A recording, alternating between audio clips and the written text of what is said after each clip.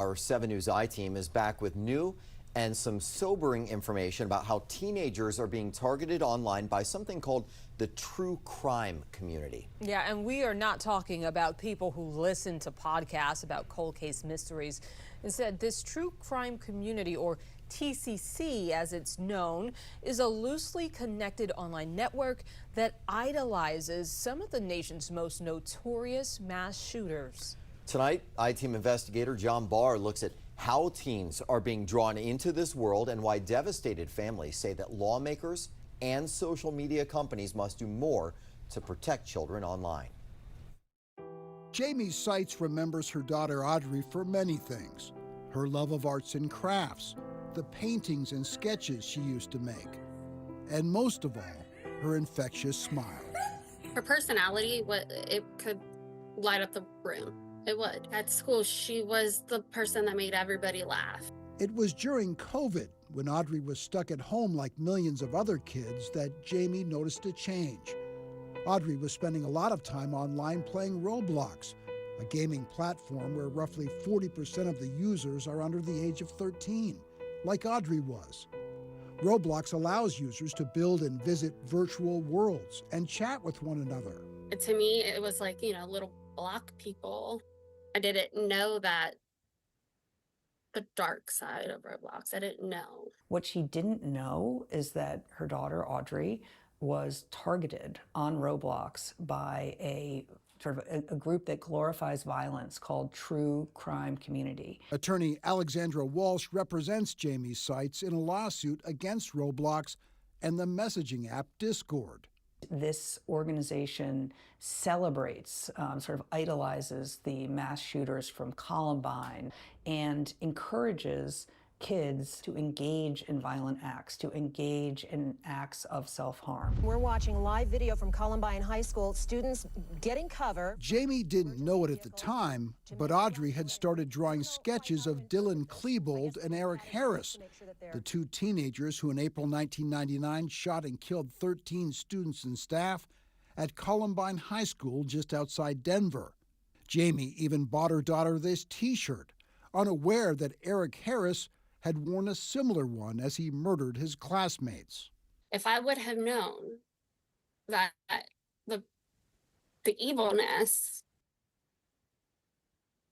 existed, I would have, got her help. I would have done anything.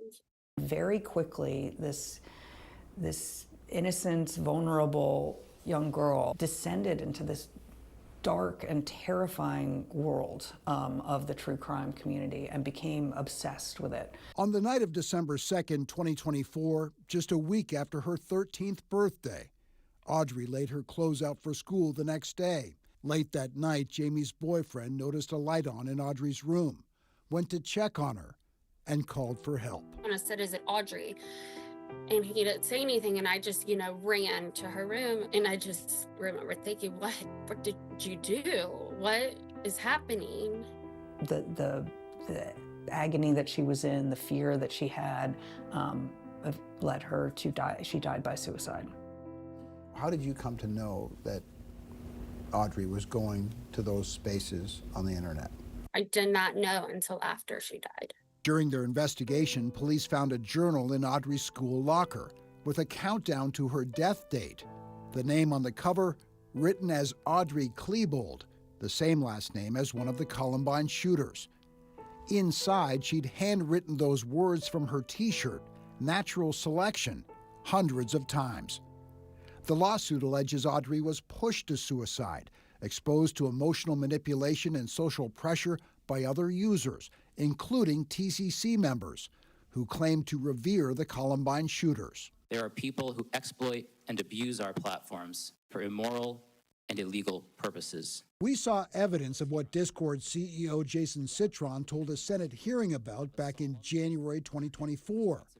The I-Team found Roblox users boasting about TCC or true crime community games set in locations of some of the country's worst school shootings, like Robb Elementary and Sandy Hook, and users attempting to take conversations from Roblox onto Discord servers.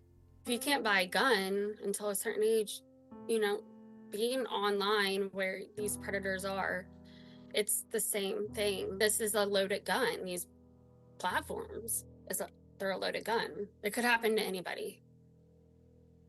And people should be scared.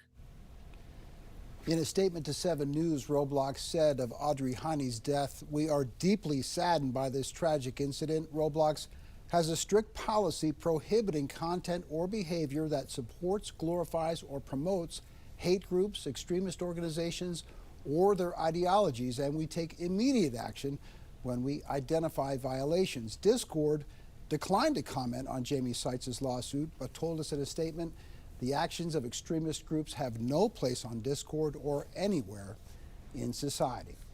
Scott, it is absolutely devastating for this mom, and a lot of parents across the country are dealing with similar lawsuits. Yeah, everyone needs to watch this story. That is some staggering information and great uncovering a lot of this. But you mentioned the ongoing lawsuit. Yeah. And I know Jaimee Seitz is not alone in taking on these tech companies like Roblox in court. So where do those cases stand? Well, there are more than 60 of them. The attorney you just heard from, Alexandra Walsh, has more than 16 lawsuits that just she has filed against Roblox. Not all of those list Discord as a defendant. Roblox recently lost out on an attempt to keep those, at least one of those lawsuits, in secret mediation. Alexandra Walsh, the attorney for Jaimee Seitz, has argued that all of these cases deserve to be heard in open court. That is a legal fight that Roblox will appeal. So the hope on the part of these attorneys is that these families will get to argue their cases in the public view, in the public sphere, in open court. Because then it spreads awareness, right? Absolutely. I'm sure they want that. But then there's also the question about what exactly can the government, can authorities do? You talk about federal lawmakers, for example. Can they require more guardrails on these companies? And why can't they get anything passed on this? Boy, you know, that's one of the key issues here. There's something called the Kids Online Safety Act, which is one of the bills that's being kicked around in Congress right now. It's stuck in committee. I spoke with Senator Josh Hawley, who has the GUARD Act, another bill that he's proposed, which would ban the use of AI chatbots that target minors. That's also stuck in committee. Hawley said that, in his words, they should put up a sign in the U.S. Congress that says "paid for by big tech."